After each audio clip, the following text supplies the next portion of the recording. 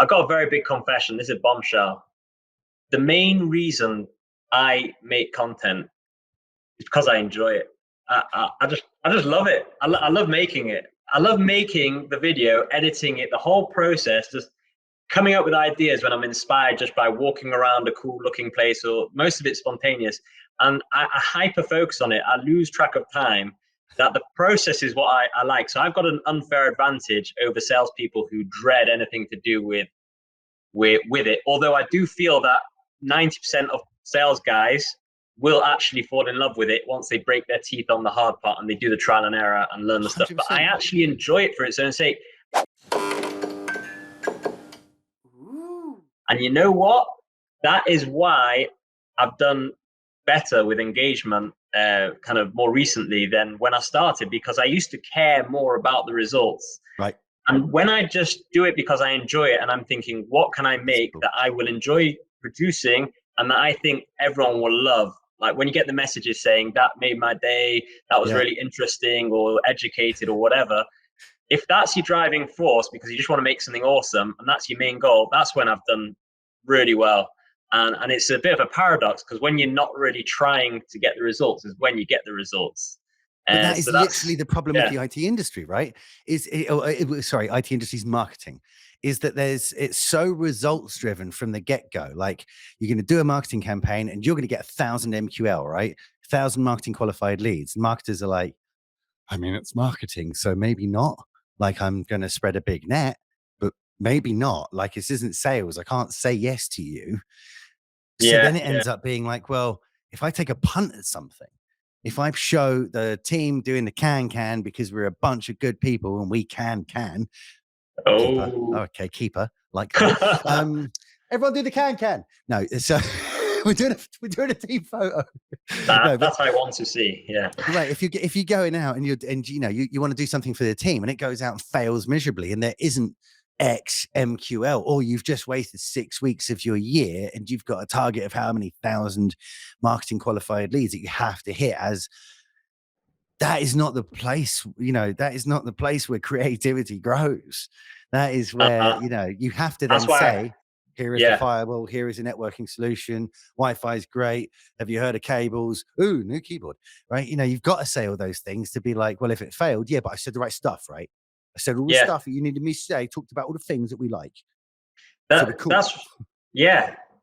and that's what makes, I would not want to be in a marketing department because they're probably really creative people who are really good at it, but very quickly they're onto the newsletters. And when you see those ads on your LinkedIn feed where it's like got a picture of all these different people smiling and in the same post saying, we adopted HP managed print and now things are great ever since moving back into the office. And it's like, you've seen it a million times and they've probably spent thousands of pounds making that image/video, paid LinkedIn to sponsor it on the feed, and they get so far fewer likes than me having the most ridiculous kind of video where I'm imitating some sort of marketing guru, where I'm basically saying, who wants to become a billionaire? Follow my 3-step formula today. Click the link below, where I've made it in maybe an hour.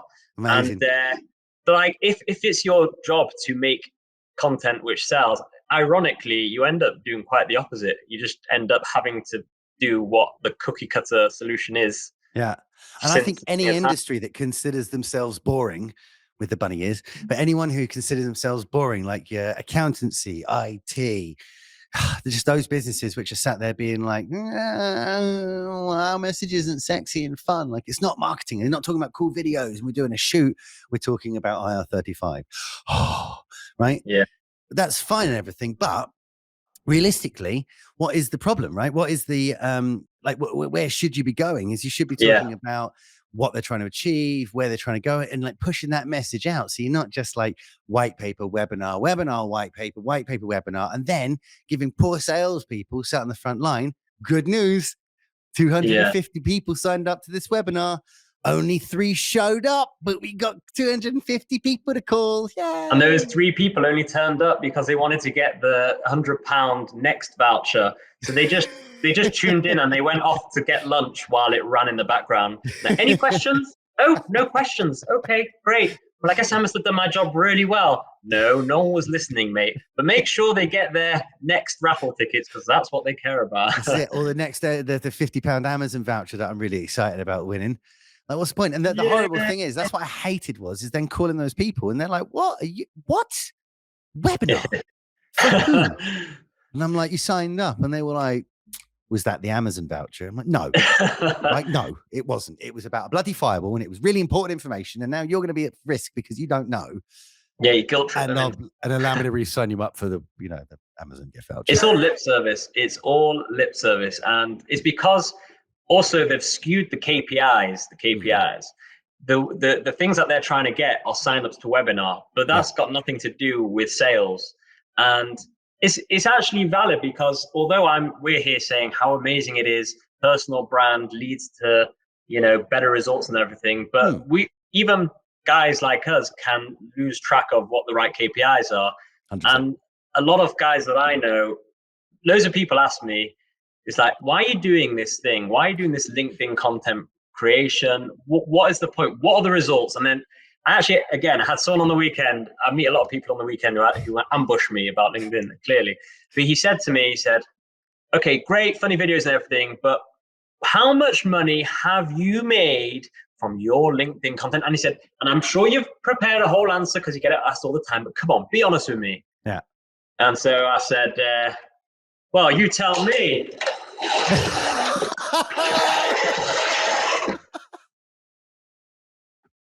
Tell me, how much money did I make? I just had to use that. I'm sorry, I had it there and I was denying it. So cool.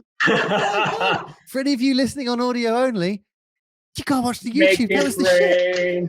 No, but seriously, I made a big mess here. But seriously, that's it. I just said to him, I'm happy-go-lucky. I've made this content.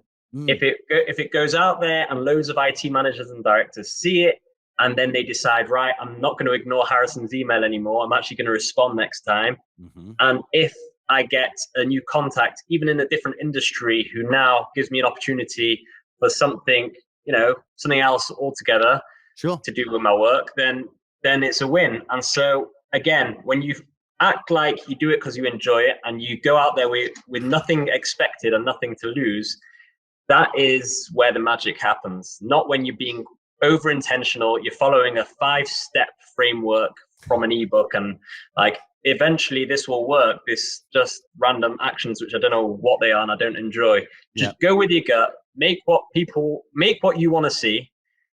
Forget the whole imposter theory thing. I am sorry for belittling it, but I've been through that where I started making the videos and I was like, I am not this guy. Yeah. No one cares. Like no one actually cares. 100%. Genuinely. 100%. No one cares. But it's a great moment when you realize that, when you really see, I can put myself looking like a fool. And you know what? Did I want everyone to think I'm a really serious kind of expert techie, whatever? I'm not that anyway. So I may as well try and make some people laugh. And if they don't like me for this, then they're not going to like me anyway. Life's too short. So I think with that in mind, most people who are even watching this, you should just go for it. Just go for it. There is no better place to end a show with someone just screaming, go for it. You won't, but I'm going to dramatic it up a little bit. Get that cash. We just had the full on making it rain with cash. But you're so right, Harrison. And I really appreciate you coming on because I think it's important for, like, you're sat in an industry that is shunning this idea. And I know because I speak to a lot of them and they're like, I love it. If they're younger, basically is what I'm going to say, right? You speak to the first person who's younger and like, so good, love this. Speak to the marketing team who are like, oh my goodness, loads of content, so useful because I have to keep posting webinars and white papers. But it gets out to somewhere and it's literally like, see you want my guys to stop making phone calls. Right. Sure as will do, right? Bye, Jake. Which is fair enough because I get it because it's the headspace. But understanding that someone like you who works in a nice, boring industry, that's right, I left IT. But you'll be back.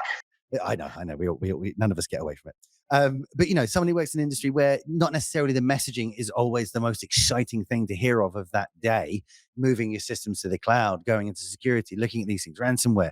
Some are very exciting, but only when you care about them, usually as an end user. You can literally still keep yourself right on the top of those people's lists. They know who you are without being like, boy, white paper, stand him and buy my stuff, buy my stuff, buy my stuff, and just jamming stuff down people's throat. Instead, you got the wonderful place to sit of being like, it's me. Give me a shout when you want to. I love it. Exactly. And it Absolutely works. brilliant. There you go. Then. So for those people who have just heard this and be like, God damn, I need an IT guy in my life. Vic Edwards isn't scratching that itch. Where can the people come and find you, Harrison? So LinkedIn, I happen to be on that. If you've not got that hint already. LinkedIn, you say? Link to the din. And if you just look on the details of this, wherever you're watching this, you can see my profile, hopefully. And then here's another one, YouTube. I'm going into YouTube. I've started repurposing my content on there just to see what happens, because like I say, I enjoy making content. Some of it won't really sit on LinkedIn, and I want to make loads of money from being like Logan Paul. That's my honest truth. Now I do want to use it as an experiment to see what I can do with that. And so if you please type in my name to the YouTube bar, and if you need a bit of an incentive, there's videos of me doing surprise dances at Jewish weddings over one of them, a full Michael Jackson routine in Panama City. Well played. If you don't need any more incentive than me doing cringy dances, that's on the channel as well. So just search my name into YouTube, like and subscribe, and buy all the merch that doesn't exist yet. Well, there you go, people. Follow Harrison. If you're going to YouTube, it's HARRISON KAUFFMAN, and you're going to find some great content. Go on LinkedIn, type in those letters I just said, and you'll find him there as well. Click on the links here, click on the links there. But most importantly, and just because it's his first show running it, Mr. Mason, take us to the bridge.